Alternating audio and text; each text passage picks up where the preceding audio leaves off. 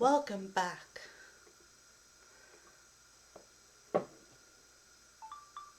Welcome back. I'm your host, Susanna May O'Hagan, and today we're going to do part two of Mother's Revenge because I found a little more on it. Oh, yeah, we found more. Oh, we found more, I think. No, we did not. Wait, did we? No, I'm confused. Okay, well, Carol Santos is a happily married housewife living in Arizona with her husband Bill and two daughters, 17-year-old Jill and 12-year-old Wendy. One afternoon, due to being caught up at work, Carol asks Jill to pick up Wendy from school. Jill forgets and hurries to collect Wendy much later. While she waits, Wendy is essayed and severely beaten by Frank Warner, the school janitor, leaving her in a coma. As Wendy lies in the hospital, Carol withdraws from Jill, who she blames for not picking up Wendy on time. Frank is later after the after the police discovered he had two prior charges. Excuse me. In California. Something the school claimed they were not aware of before hiring him.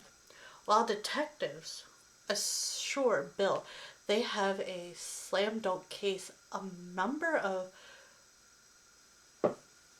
disciplines soon come to the surface in court, clumping in a solid alibi for Frank's mother, Bessie, who testified that her son was dining with her in a restaurant when the crime occurred. As a result, the case is dismissed.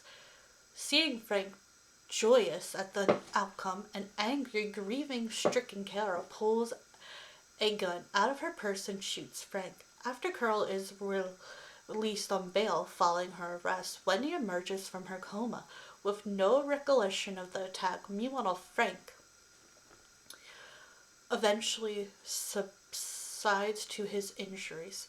Carol approaches defense attorney Ellen Wells, who agrees to represent her, and the two prepare for Carol's case. Carol learns Jill has told Wendy what happened to her, and after an argument, Jill leaves the house and does not return the following morning. Causing Carol to miss her first court appearance. Carol later finds Jill sitting with Wendy in the hospital. They're having a heart-to-heart and rekindle their differences. Wendy comes home but struggles to return to normal life, scared that her friends and family will treat her differently because of what happened to her. Meanwhile, Carol's trial finally begins. She fights to prove that she has lost control of herself in the moment, so she shot Frank and had no intention of actually killing him. However, the jury reaches a guilty verdict on the charges of manslaughter, devastating the Sanders family. As the judge prepares to hand down her sentence, Betsy, who had been watching from the back of the courtroom, comes forward and admits she lied to protect her son, thinking the court could prove Frank's crime without her help. Realizing everything Wendy has already been through, she asks for leniency in Carol's sentencing. Moved by Betsy's statement, the judge reduces her original plea 6 year sentence to 3 years, which could be reduced further with good behavior, and also grants weekly visits to Carol's family. That's right, that's what happens at the end. I couldn't remember for the life of me what happened at the end of this movie. The most surprising aspect of A Mother's Revenge on ABC is the fact that John's script is adapted from a novel not based on a true story. That's especially starring. The plot sounds out of something of the newspaper. The most surprising aspect of A Mother's. Okay, yep. Something out of the newspaper. Mother of victims shoots suspect to death in court after legal technical forces and acquittal. Telepic deals in the horrible subject in illuminated the carrying game that doesn't stop for those involved. The plot revolves around a young Wendy Sanders who is attacked by the school janitor, Frank. Telepic cuts to the case with the strict stalking of the girl at school and then to discover her beaten, essayed, but breathing body. Director really plays the heartstrings as parents Carol and Bill Sanders see their battered daughter in the intensive care unit. Anger supplants sadness when Mother Carol gets a call from the janitor who has yet to be arrested, threatening to hurt the girl again if she talks. The threat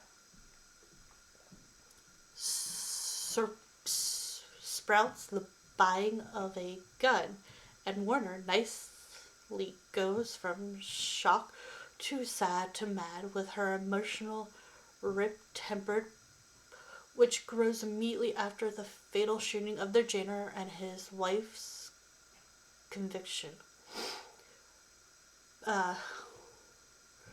Search for justice to their vengeance and the piece of pick slow almost to crawl a time, saying of the family, including guilt-ridden sister Jill, who was late picking up her sister from school that day.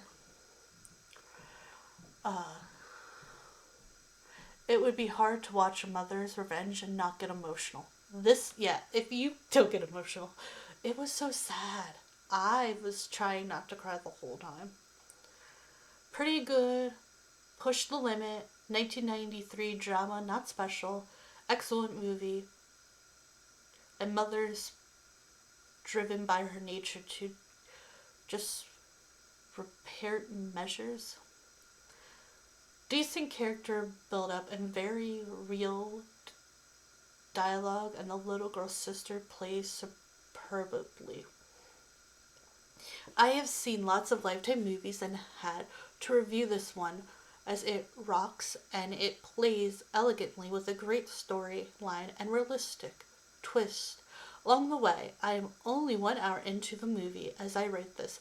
I figure it would be a slam dunk for the mom to be found innocent since her daughter has awoken from a coma and can identify her as sane. Chain of events is the new phrase I have learned in my legal battles. LOL Beverly.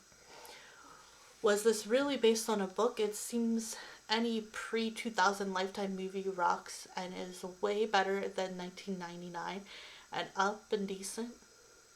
Character build-up and very real dialogue. Spoiler, each parent should watch this. A good parent and grandparents family.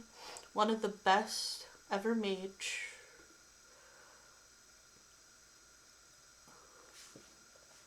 Annette O'Toole from Dead Before Sunset with a handsome Keen. She was great in the film, too. I love Antoinette O'Toole. I have no idea if that's a lot. Not too bad a drama about the mother fighting justice for her youngest